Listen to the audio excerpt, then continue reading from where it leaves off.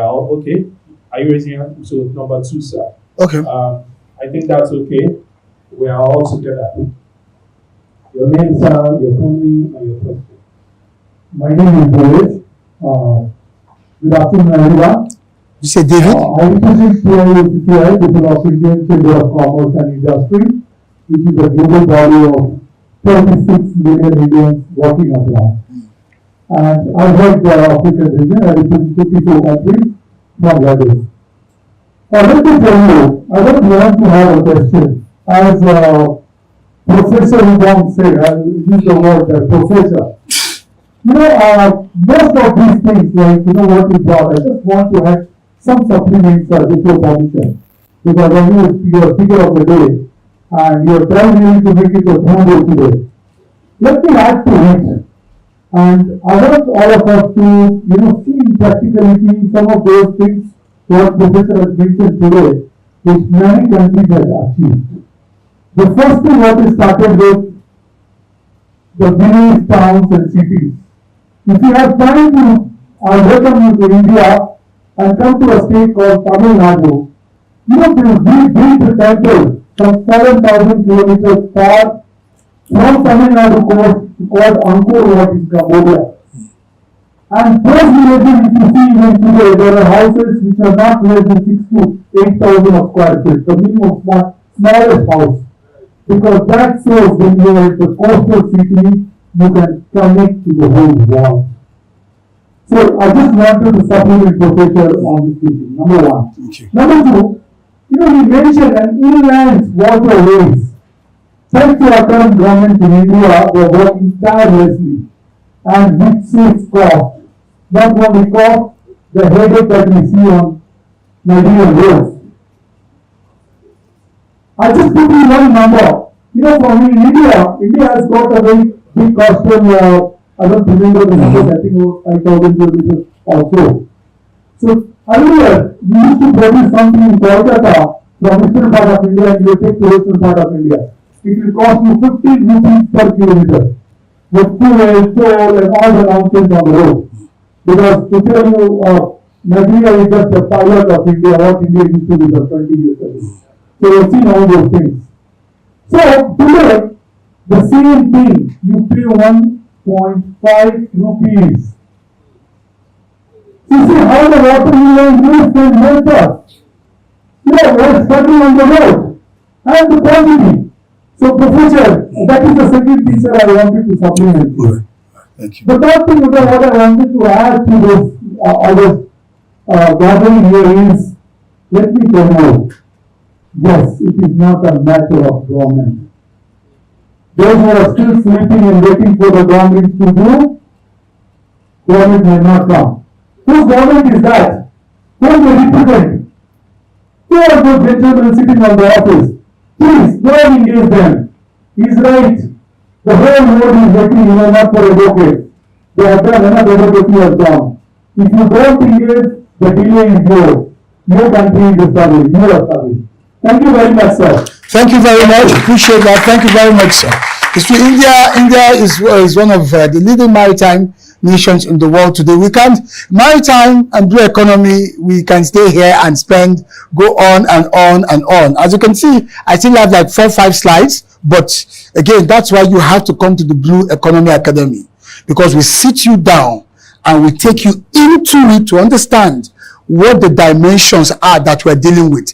Then you take your own slice, your own bucket, and say, look, 10 buckets, I think this one bucket is enough for one lifetime.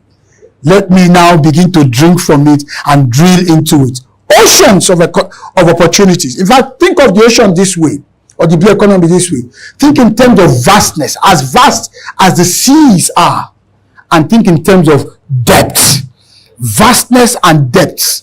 That is what defines the true riches that are available with regards to the blue economy. Thank you so much, Peter. I want to first of all take a lead from what Ms. Ishla. And you are pretty much about the sound of your country. Yes, the vastness yes, in this car here, the debt, your countries have understood it and happening to it. I will tell you, we also understand it here. Unfortunately, we have a lot of bottlenecks that have made us to stand still and we are not tapping into the resources. And I must tell you that the main source of the strength that we're supposed to receive to tap into the resources is even the major cause of the problem. And that is the government and the bottlenecks we pull around. I was privileged to be present the day that the first inland waterway was launched in Nigeria, somewhere in Ngwaland in Aba. That was about almost 20 years ago. I was there. And then everybody that came was talking about how the economy is going to produce an area that has not been tapped into. You have explained here now how you travel from your country to another country you mentioned, how the developments have sprung up and then dead areas have just come alive. Yes, and that was the target of what was happening at but after that date, the whole thing was standing still. The people who were looking this idea, many of them went bankrupt because of the problems they were having with the government. Everybody in government wanted to come and have a piece of the game and forgot what they were supposed to do. Asking for the own, if you don't want to give me part of this whole thing, the whole matter will die. And later, after some years, I was not hearing that, they said the first inland waterway that we launched in somewhere in Kaduna State. One of the ones that was happening in the people that need it most are not even having it. And so, when you talk about the government is, we shouldn't wait for the government. We have to wait for them. Because generally speaking, it's not as if we don't know what we are supposed to do. You are here with packed with knowledge about what we can do, and I'm sure so many of us who I've known this. Yes, every day our eyes are open about the vastness of the economy. And I must tell you, I want you to help us out. How do we navigate ourselves out of this bottleneck? Not by the greed and feel that we greed of people in government. Or is it lack of talent, or is it lack of knowledge? We don't know. But until that thing is unwound, we will not move into that. Thank you very much. Thank you very much. As one who has worked in government, I agree with you. Government is that space. Government all over the world is not just Nigeria. Government is always a laggard. We must understand that all over the world. We can argue the degrees to which this happens or that. For instance, you have in America now, the government wants to create a Department of Government Efficiency because it feels, the current administration feels things are not as efficient as they should be. That's the nature of bureaucracies. That's why I said, that's why I mentioned that quotation, that I could not wait for success. So I swam out to it. Engagement is very important. For instance, one of the things, when we started engaging the state governors, we realized that by going there, telling them, this is what we have on the table that we are about to do, and you might miss out. That was enough to trigger a response. That's why it's a partnership. That's why I said, advocacy will not cut it anymore. We've got to think engagement. There's no government you will go to and put some value on the table and there will not be some level of conversation. Because here's the mindset of those in government, that when you come to them, it's as if you are looking for something. That's the typical mindset. But we now need to reverse that look, we are bringing something. There are 8 neutral states. FIABC cannot engage with all 8 and not get a positive response from at least one. Through its network, its alums, probably there might be a FIABC member, maybe honorary member, that is a governor or a deputy governor or secretary to the governor or an influential person in government or in one party politics or the other. There has got to be. Because what I found is that everyone is connected to everyone. But the question is, are you willing? Are you ready? That's what needs to happen. So engagement will trigger things. It might not be enough of what you want, but that can start the process. I can say that out of experience, that the one or two private sector people that came, for instance, she's late now, and God bless her soul, bless memory, Lady Margaret Orakusi. Now, if you go to somewhere around Oyigbo, there's a jetty being built there. I don't know the state of that jetty now. During my time in Nimasa, Margaret Orakusi was probably one of the very few persons I could count the stakeholders that didn't come to Nimasa asking for something, looking for a contract or asking for anything. When she came, she was putting on the table, we could see the maritime projects she was doing, and the concern for us was how to not miss out. How to not miss out, we needed to at least find a way to associate with what was going to become a success. She had land cleared, that place was a massive heap of refuse. And she had reclaimed land, she had already cleaned the environment, she was doing that with NIWA and other agencies, and Nimasa had an environmental role to play. I was a special advisor to DG on strategy and communication. It wasn't something it wasn't something I had to struggle with. She had already made a compelling case. This was not somebody coming to take. This was somebody coming to say, look, I've already gone ahead of you guys. It just so happens that I need you to sign off on this or that. This train has already left. We need more of that mindset if we are going to succeed. So success does not come easily. We all have to go out. That's why I said we have to swim out to it. Kogi State is a confluence state. It even makes it a greater, for instance, Kogi as an instance. Visit the governor. If what you have to use to bring him into the fold is giving an honorary membership or whatever it is, and then you're laying it at the table and it's clear. So I can't go into the nitty-gritty, but it's a mindset that we have to adopt because government is slow. We have to get ahead of it. That's one of the things that I learned, and that's why I want to encourage and to say, don't be discouraged. Engage and demand.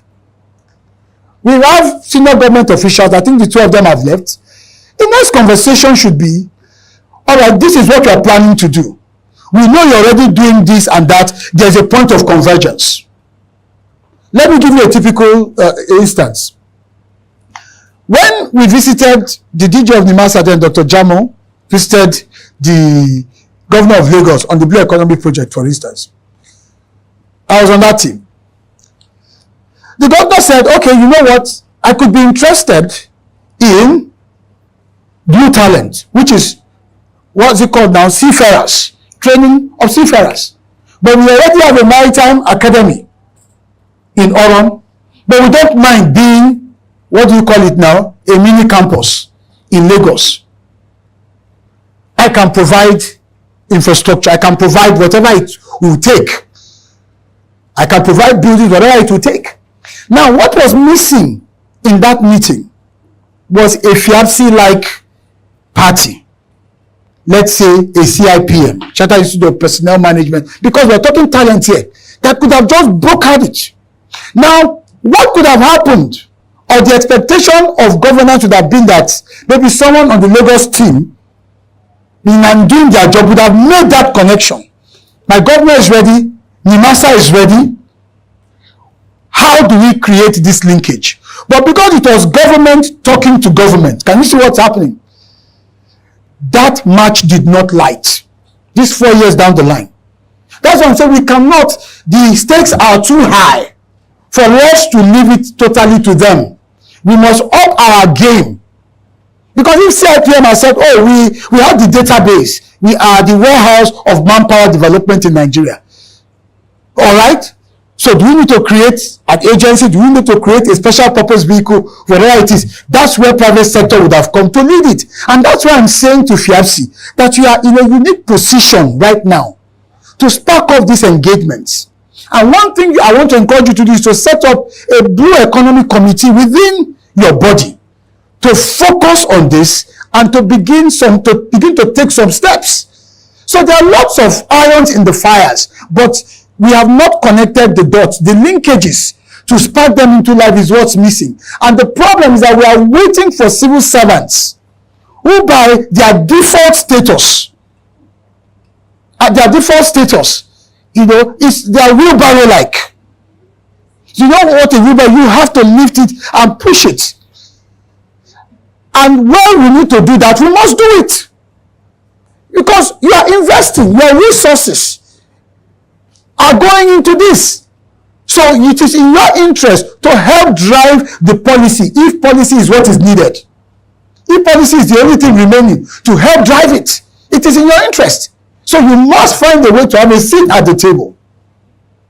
That's how this works. Otherwise, we'll keep preaching it as you've continued to say, and nothing will come out. For me, as the founder of the Blue Economy Academy, what I have, the master in 3 years was like my PhD in maritime and blue economy. As a technician, I know how it works. And what we have done at the Blue Economy Academy is to translate that into modules of learning, but in a very functional way. Not academic now. These are the things you can begin to do. Calls you can begin to make. Just like you have Lagos Business School. As you're finishing a program in Lagos Business School, you're already seeing results from the network, the connections, and what have you.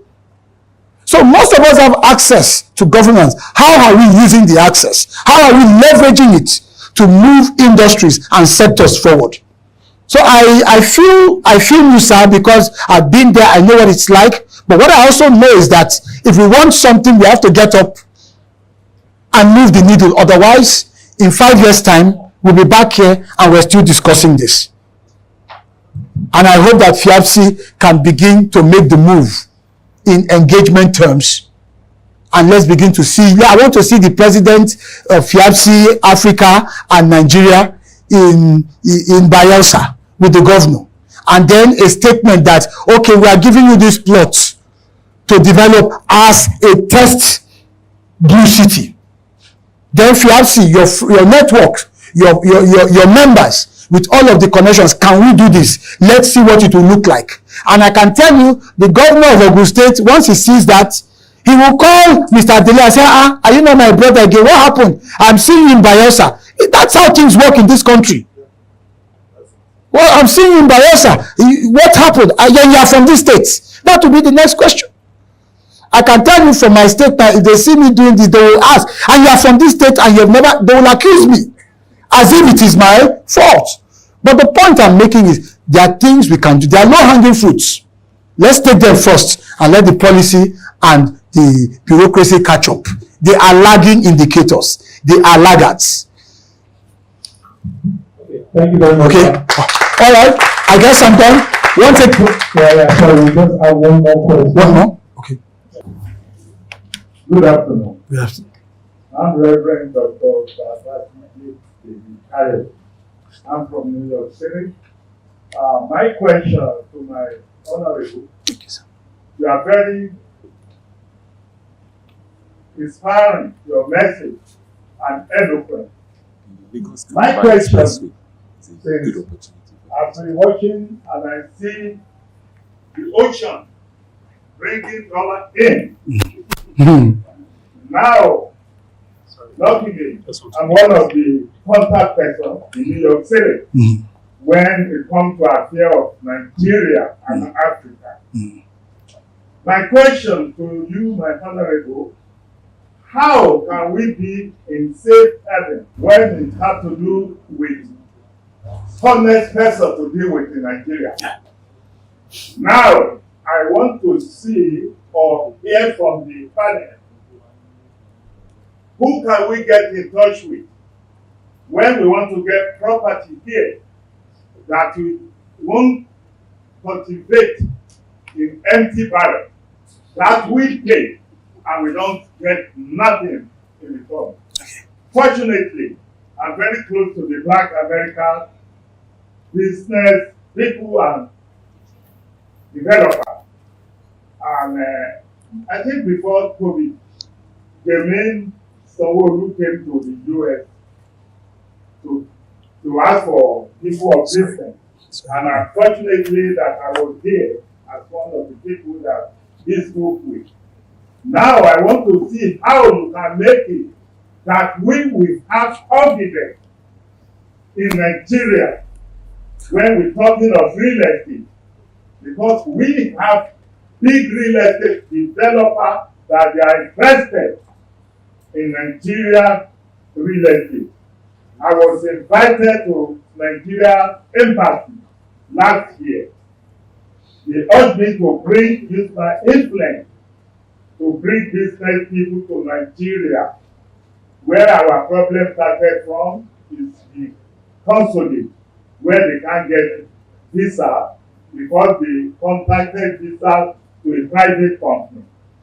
So now, if you can advise me, so I carry the message home that we are safe to do business with Nigeria or Africa particularly, that these are the list of people we can deal with, that we can sleep without open one eye. Okay. All right. Thank you very much, sir. Thank you very much, Reverend. We appreciate your question. It's always a germane concern because these are investments that we're talking about here. I think you are already in the right space. You're already in the right space. Because when you make plans of the nature that you have indicated, and by the way, New York City is one of the leading blue economy centers in the world. I mean, in terms of what happens between New York and New Jersey, their port and what goes on there. So you've come to the right place in terms of a professional, having access to the right professionals to guide you in that. And so you'll be meeting with the presidents of the two presidents, FIAPSI, Africa and Near East. Mr. Dele is here. He's going to work with you. And then, of course, Mr. Opatola is here as well. So here you have both FIAPSI, which is the international body for real estate practice. And then you also have members of the NIESV, that's the Nigerian Institution for Estate Surveyors and Valuers. So you are in good company. So I hope that addresses your concern. Before I leave, I want to reference something I watched 2 weeks ago on television. It was in Enugu State. The governor of Enugu State and the owner of Landmark. Gentlemen, that's a man that understands what is under that blue rug. That's a man that understands the blue economy. I've never met him. I just saw it, and by the time I turned to it, I saw the governor, and what I could hear was Nike Lake Resort, and I saw Landmark. I didn't need to watch it any further. I could establish what was about to happen. And that's also a governor. That's why I said, go to the governor. The governors are the key to the blue economy. Let's be clear. Yes, we will eventually have a national policy. It's taken a while in coming. We had started that some 3 years ago, from NIMASA to the ministry then, and then under the chairmanship of the then vice president. We had a couple of meetings, but then of course, the tenure elapsed or ended, and then here we are. So we will get there. But don't wait for the policy. Write your own policy and start to execute, and then converge. There will be a convergence. But if you wait for the policy, it comes in 10 years. Uninvested resources will go latent. So blue economy will allow you to broaden your mix of portfolio in this business, and you need it. No investor sticks only to a singular line of investment. So here we see a man who encountered a very painful, and let's agree with that, setback That was actually a thriving blue economy endeavor. Things happen. But here we also see a man who is resilient as the seas, as the waters. Who then says, okay, this has happened. Rather than throw his hands up in the air, blame, whatever, accuse, he locates another playing field, another watery playing field, a blue playing field. Nike Lake Resort in Enugu used to be a very fantastic place. And here we see a man, that's a blue economy, that he decides to move from the coast, because Landmark was on the coast, and decides to say, well, if the coast is giving me stress because of the construction of the Lagos, that's the coastal highway, which in itself, if accomplished, or when accomplished, will actually add significant value. But do not wait. We don't know when it will be accomplished.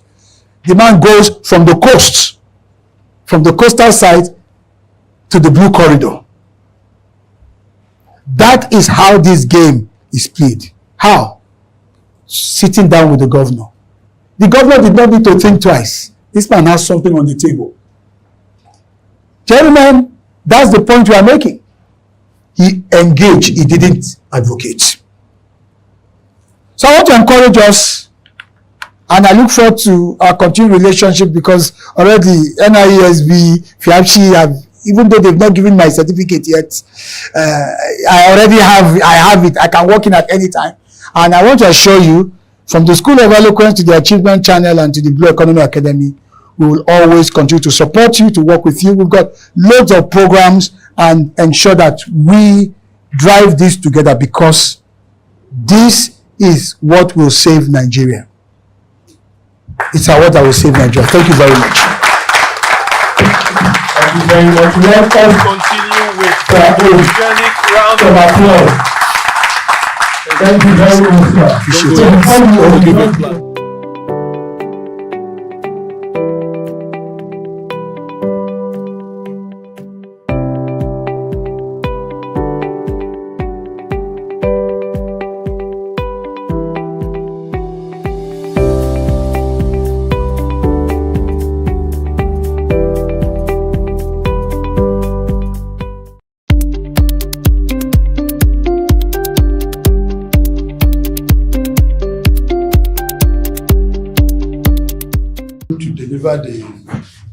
Who's going to talk with us, who will lead the discussion, let me say it that way, as the one of us in the industry. So there is nothing you are going to hear today is probably through practical experience, because he has passed through several ladders in this industry. One, he worked as a SA media to the master DJ, Dr. Jamu. That was his last port of call.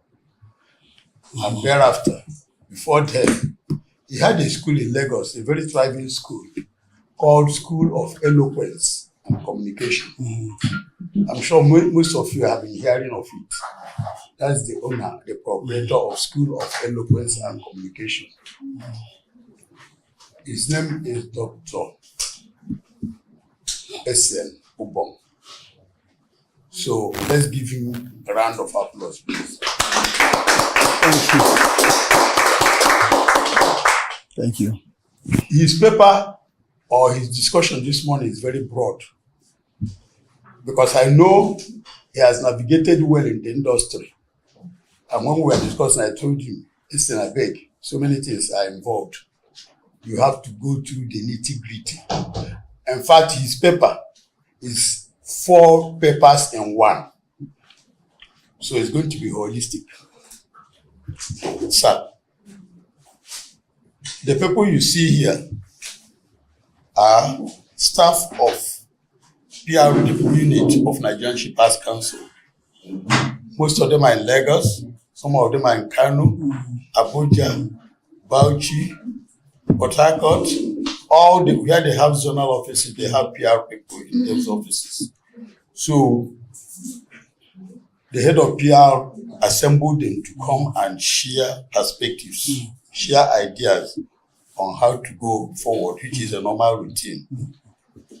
So we'll now give you the floor to start your conversation with us. You're welcome. Thank you very much, my brother. I appreciate it. Thank you very much, sir. Let me start by extending my respect to Head of PR. Madam, thank you for this wonderful initiative. And that's what leadership is about in terms of building the team. So I want to say well done for leading this charge in this regards. And then to all of you, my colleagues in this business of communication, we are communicators, all of us here. That's really the crux of who and what we are. And that's the essence that we represent. The PR function is essentially an element of the entire communication architecture. And I hope that as we engage in these conversations, one of the things that I am looking forward to doing is to engender a paradigm shift. Having been a private sector person and then I had the privilege to serve in the public space, I'm always excited when I'm asked to come back to join these conversations because of the benefit of both worlds. Yes. And I have seen from experience, I think August will make it 2 years since I left NIMASA. I've seen from experience that each time I pop into meetings like this and speak, it's always so enlightening, even for me, to think and realize what I could have even done differently when I was in service. So it is my hope that we would at least have that